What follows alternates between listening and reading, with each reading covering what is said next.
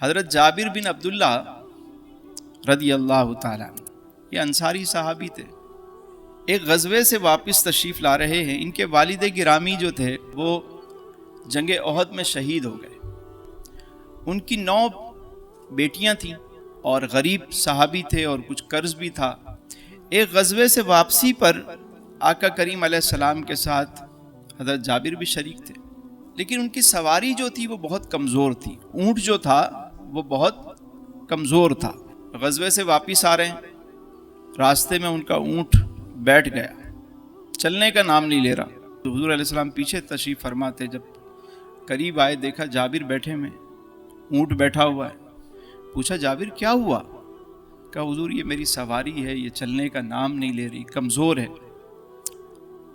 فرمایا کہ اچھا۔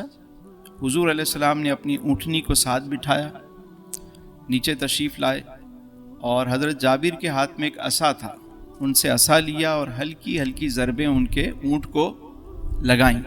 اونٹ فوراً جو ہے کھڑا ہو گیا۔ بس حضور علیہ السلام کے ہاتھ میں وہ عصا، اس کو مس ہونا تھا اور وہ اونٹ سے ٹچ ہونا تھا۔ اللہ، اس میں تو لگتا ہے اس کے بدن میں کرنٹ آ گیا، وہ مست ہو کے جھومنے لگا۔ حضرت جابر جلدی سے اس کے اوپر سوار ہو گئے، حضور علیہ السلام بھی سوار ہوئے اپنی سواری پہ اور سفر پھر آگے چل پڑا۔ اب اونٹ جھومتا ہوا جا رہا ہے اور ساتھ میں میرے آقا کریم علیہ السلام کی رفاقت جو ملی اسے۔ اونٹ جا رہا ہے جھومتا ہوا سوئے مدینہ۔ حضور علیہ السلام نے اب دیکھیے کہ اپنے صحابی کے احوال کیسے معلوم کیے۔ کسی کے گھر کے حالات پتہ کرنے ہو نا، آپ کا سنگی بیلی ہے تو اس کا طریقہ کیا ہے، دیکھیے کیسی تعلیم دی۔ پوچھا جابر شادی کی؟ کہا حضور کی۔ کماری لڑکی سے کی یا کسی بیوہ سے کی؟ حضور اپنی سے بڑی عمر کی ایک بیوہ تھی، اس سے شادی کی۔ میں جابر تم تو جوان ہو، ینگ ہو، کوئی جوان لڑکی سے شادی کرتے، اپنی سے بڑی عمر کی لڑکی سے شادی کیوں کی؟ حضور آپ تو جانتے ہیں میرے والد جنگ احد میں شہید ہو گئے تھے، میری 9 بہنیں ہیں، بعض روایات میں 6 بھی آتا ہے، بعض میں 7 بھی آتا ہے، تو میری بہت ساری بہنیں ہیں اور والدہ ہیں نہیں، والد بھی شہید ہو چکے ہیں۔ اگر میں کسی جوان لڑکی سے شادی کرتا اور وہ ساری گھر میں آپس میں سارا دن لڑتی رہتی، تو میں بڑی عمر کی عورت سے شادی اس لیے کی کہ گھر میں کوئی بڑی خاتون ہو اور وہ میری بہنوں کا خیال رکھے، ان کے بال بنائے، ان کی دیکھ بھال کرے، ان کی شادیوں میں ہیلپ کرے۔ حضور علیہ السلام کو اپنے صحابی کی یہ بات سن کے بڑا پیار آیا کہ دیکھو اپنی بہنوں کی خاطر کیسی قربانی دی۔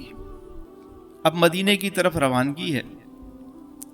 پھر حضور علیہ السلام نے پوچھا، فرمایا کہ ہم مدینے سے پہلے ایک جگہ پڑاؤ ڈالیں گے، اور ظاہر ہے کہ تمہارے گھر والوں کو اطلاع مل چکی ہوگی، سب لوگوں کو اطلاع مل جاتی تھی کہ قافلہ واپس آ رہا ہے، تو تمہاری بیوی تو تمہارے لیے تکیے لگا کے، تکیے سجا کے بیٹھے گی، تمہارا استقبال کرے گی۔ تو حضرت جابر کہنے لگے حضور ہمارے گھر میں کہاں تکیے، ہمارے گھر میں تو کوئی تکیہ ہی نہیں ہے۔ یعنی اب دیکھیے کہ حالات کیسے معلوم کر رہے ہیں، پوچھ نہیں رہے، سوال ایسا کیا کہ وہ خود ہی اس کا جواب جو ہے وہ آ جائے۔ حضور علیہ السلام سمجھ گئے سواری چل رہی ہے، تو حضور علیہ السلام نے بات چھیڑی، فرمایا جابر اب تو تمہارا اونٹ ٹھیک ہو گیا، اب تو دیکھو کیسے مست ہو کے دوڑ رہا ہے، ایک کام کرو اپنا یہ اونٹ مجھے بیچتے ہو؟ کہا حضور ایک ہی تو سواری ہے، اگر آپ کا حکم ہے تو اور بات ہے، لیکن میرے پاس سواری یہی ہے، آپ کا حکم ہے تو پھر تو کوئی سودا کرو، بیچنا چاہتے ہو تو بات کرو، بولی لگاتے ہیں۔ کہا حضور جیسے آپ، میں 1 درہم میں یہ اپنا اونٹ بیچ دو ہمیں۔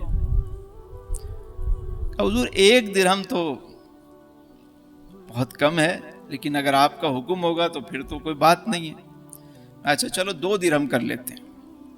حضور 2 بھی، اب 3 کر لیتے ہیں.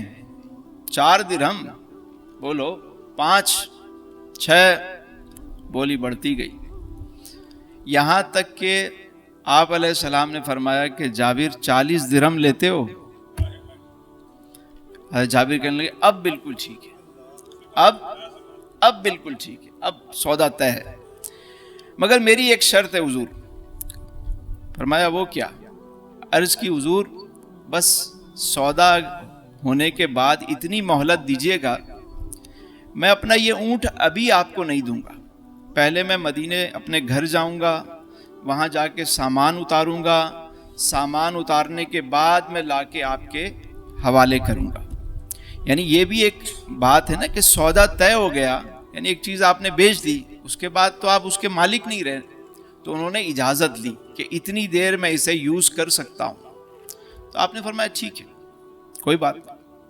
مدینہ شریف پہنچ گئے، حضرت جابر اپنے گھر چلے گئے اور وہ سامان اتارا اور واپس حضور کی خدمت میں آئے. کہا حضور یہ اپنا اونٹ جو ہے وہ لے لیجئے. آقا کریم علیہ السلام نے فرمایا بلال جابر کو 40 درہم بھی دو اور اس سے کچھ سوا بھی دو. 40 بھی دو اور سوا بھی دو، یعنی تھوڑا سا زیادہ بھی دو. یہ میرے حضور کا طریق تھا کہ جب بھی کسی سے کوئی معاملہ طے ہوتا تو جو طے ہو جاتا وہ تو عطا فرماتے ہی ساتھ میں کچھ بخشش بھی. اور صحابہ جو الگ سے ملتا تھا نا، جیسے ایک درہم زیادہ مل گیا تو صحابہ کرام جو اصل رقم ہوتی وہ تو آگے خرچ کر دیتے، لیکن وہ جو ایک ملتا اس کو اپنے پاس رکھتے تھے کہ یہ حضور کی طرف سے تحفہ ملا ہے.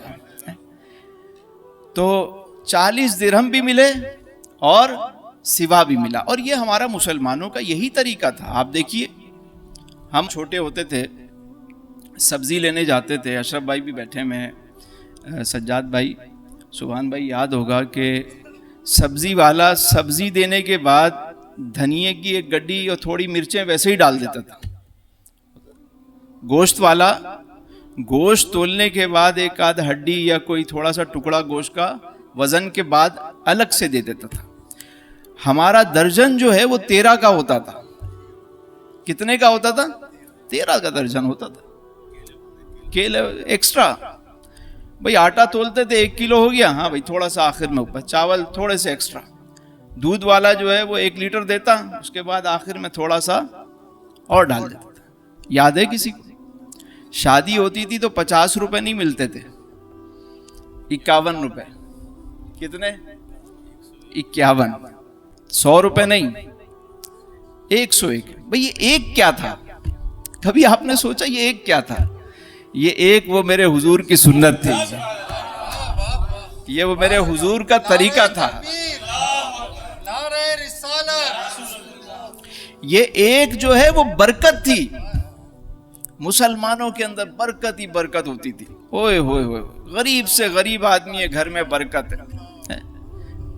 غریب کی بیٹی بھی آئی جاتی تھی محلے میں، کسی کو پتہ نہیں چلتا تھا کہ شادی کی، سارا محلہ لگا ہوا ہے. چلو بھائی مہمان آ گئے تو 2 وہاں 2 وہاں 1 وہاں، چلو بھائی ہو گیا کام. اتنے لنگر کھانے نہیں تھے اس وقت، مگر کوئی بھوکا سوتا نہیں تھا. پڑوسیوں کے ہاں کھانا بھیجا جاتا تھا.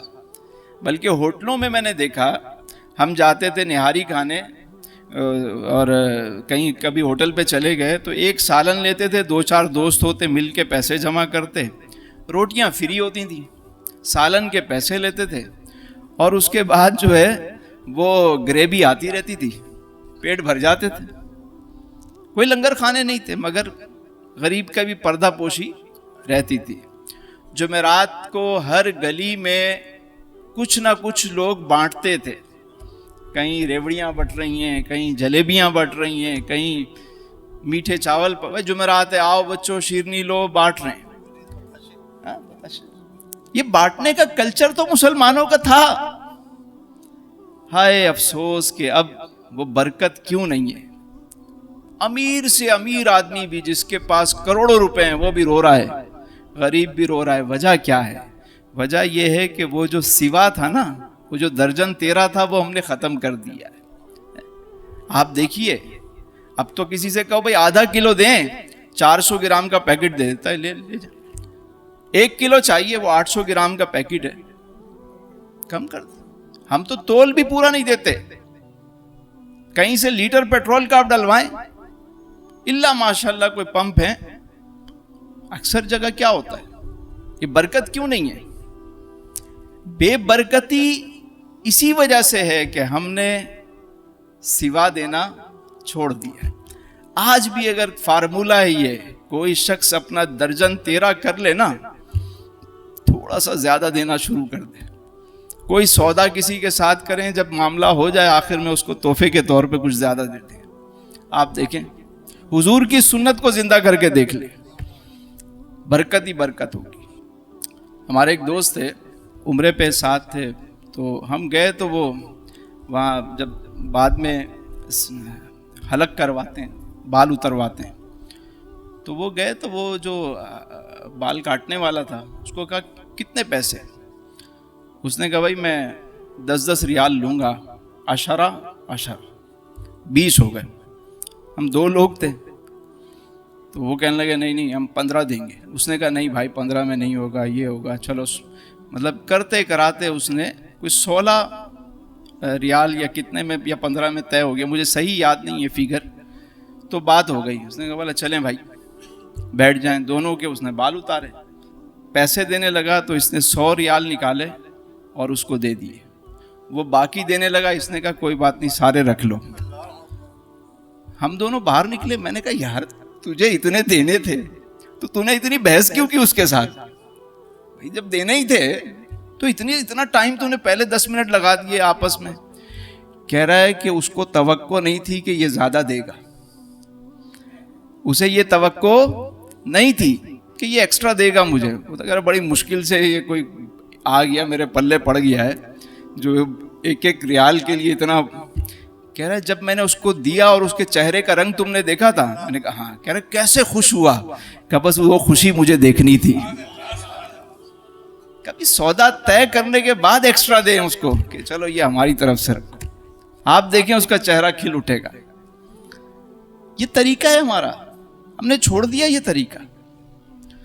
تو آقا کریم علیہ السلام نے فرمایا بلال اسے 40 درہم دو اور کچھ سوا دو. انہوں نے 40 درہم بھی دیے، کچھ اور بھی عطا کیا. حضرت جابر لے کر جانے لگے. اب دیکھیے اللہ اکبر، اللہ جانے لگے تو میرے آقا کریم نے فرمایا بلال یہ اونٹ پکڑو، یہ بھی جا کے جابر کو تحفتاً دے دو.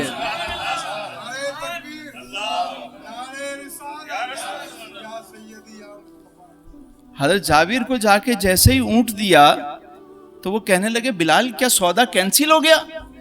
کہا نہیں. بھاگے ہوئے حضور کے، حضور کیا سودا کینسل؟ میں نہیں، سودا تو طے ہے، وہ تو ہو گیا، تمہیں مل گئے پیسے، یہ اب ہماری طرف سے تحفہ قبول کرو. قربان میں ان کی بخشش کے، مقصد بھی زباں پہ آیا نہیں، بن مانگے دیا اور اتنا دیا، دامن میں ہمارے. اللہ اکبر اللہ. اونٹ بھی دیا اور سوا بھی دیا، مدد بھی اس انداز سے کی کہ محسوس ہونے سیلف رسپیکٹ کو برقرار رکھا. چاہتے تو 40 درہم ویسے بھی عطا فرما سکتے تھے، لیکن وہ ایک مدد ہوتی. اب جو انداز دیکھیے کہ پہلے سودا کیا، پیسے دیے تو کس چیز کے دیے؟ بھئی خرید و فروخت ہوئی نا، پیسے تو اس کے ملے. اب جو ملا وہ کیا ملا؟ اب اونٹ تحفتاً مل گیا، سواری بھی واپس مل گئی، پردہ پوشی بھی رہی، تکریم بھی رہی، توقیر عزت بھی رہی، عزت نفس بھی برقرار رکھی صحابی کی. اور دیکھیے یہ حضور کی تعلیمات یہی ہیں. کہ کبھی بھی کسی کی مدد کرنی ہو نا، کبھی بھی اسے اس انداز سے نہ دیں. یہ جو ہمارے یہاں کلچر بن گیا ہے کہ لائنیں لگا کے اوئے ہوئے صبح سے شام تک جناب آج راشن بٹے گا، آئیے خواتین بھی بچے بھی دھوپ میں 5,000 کا تھیلا آپ نے بنایا، 400 روپے اس کے رکشے کے لگ گئے آنے کے، 400 جانے کے لگ گئے، باقی بچے 4,000 کے لیے اس کو سارا دن جو آپ نے دھوپ میں بٹھایا اتنے تو ڈاکٹر کو دے دے گی، بچے گا کیا؟ خواتین بیٹھی ہوئی ہیں، بچے بیٹھے ہوئے ہیں، لائنیں لگی ہوئی ہیں، ڈنڈے پڑ رہے ہیں. یہ کون سا طریقہ ہے بانٹنے کا یار؟ آپ 5,000 کا ایک لفافہ بنائیں، اس پہ رمضان گفٹ کوئی بھی نام رکھیں، جا کے لوگوں کے گھروں میں ڈال دیں خاموشی سے. حضور اپنے صحابہ کے احوال بھی پتہ کرتے تھے اور مدد بھی. اب دیکھیے ہمارے یہاں آج بھی بہت سارے گاؤں ایسے ہیں، پیر صاحب آ گئے سالانہ وزٹ کرتے ہیں، سارے مریدوں کے گھر جاتے ہیں، اور کسی کی بھینس اچھی لگ گئی وہ ساتھ میں ہوتے ہیں، بھائی پیر صاحب کو بھینس اچھی لگ گئی، اب یہ پیر صاحب کی ہو گئی، بھائی پیر صاحب کی ہو گئی، بیچارے غریب آدمی کی بھینس ہے، وہ کہتا بچوں کے دودھ کی گائیں، ہاں جی ہوں پیر صاحب کو پسند آ گئی ہے، اب یہ بکرا بھی پیر صاحب کا. پیر صاحب ہو گئے پتہ نہیں کیا ہوگا. اور لوگ یہاں تک میں نے کانوں سے سنا کہ وہ کہتا ہے پیر کی دعا لگے نہ لگے بد دعا ضرور لگتی ہے. اللہ، اور ڈراتے ہیں یہ نہیں دو گے بھینس تو پورا گھر تمہارا تباہ ہو جائے گا. اللہ اکبر اللہ. کیا سیکھا تم نے حضور کی تعلیم سے؟ تمہارا کیا تعلق اس گھرانے سے ہے؟ زاغوں کے تصرف میں، عقابوں کے نشے میں. اللہ اکبر اللہ. یہ کون سا طریقہ ہے؟ پیر صاحب کو پسند آ گئی تو دے دو بھائی، اگلا بندہ بیچارہ رو رہا ہے، اور اوپر سے تڑی یہ ہوتی ہے نہیں دو گے تو تباہ ہو جاؤ گے. اللہ اکبر اللہ. اللہ تعالیٰ ایسے لوگوں کے شر سے بچائے. یہ سب کی بات نہیں کر رہا، ماشاءاللہ ہمارے یہاں بہت اچھے پیرانے الزام بھی ہیں اور بہت بڑی بڑی شخصیات ہیں. میرا تو واسطہ رہتا ہے الحمدللہ. وہ ایسے ڈبے تو ہمارے قریب بھی نہیں آتے، ان کو پتہ ہے بھائی یہ ان کے ساتھ ہماری بنے گی بھی نہیں. تو جو واقعی اہل اللہ ہیں، جو اس وقت دین کی خدمت کر رہے ہیں، الحمدللہ ان سے ہماری بھی دوستیاں ہیں. جو خانقاہ ہوتی تھی وہ سب سے بڑی ویلفیئر ہوتی تھی، ویلفیئر کا ادارہ ہوتا تھا وہ. یہ ہم نے اپنی آنکھوں سے دیکھے. اتنے پیسے ایک شخص دے کے گیا، دوسرا بیٹھا ہوا اس کی شادی ہے بچی کی کوئی ہے، فرمایا دیکھو تمہارے آ گئی ہے، لو تمہارا آ گیا، چلو. خاموشی سے دائیں نے دیا تو بائیں کو پتہ نہیں چلا، بائیں کو یہ سسٹم تھا ہمارا، خانقاہی نظام تھا، بٹھا کے رکھتے بالکل. یہ میں نے آنکھوں سے دیکھا ہے. کہتے بیٹھے رہو بیٹھے رہو، تم بیٹھے رہو باقی چلے جائیں، آنے والی ہے، کیونکہ تم واقعی مستحق ہو، اللہ بھیجے گا تمہارے لیے. اور وہ جتنے آتے تھے وہ خاموشی سے اس کے ہاتھ پہ آ گئے تمہارے، اتنے مل جاتے. یہ طریقہ تھا ہمارے بزرگوں کا.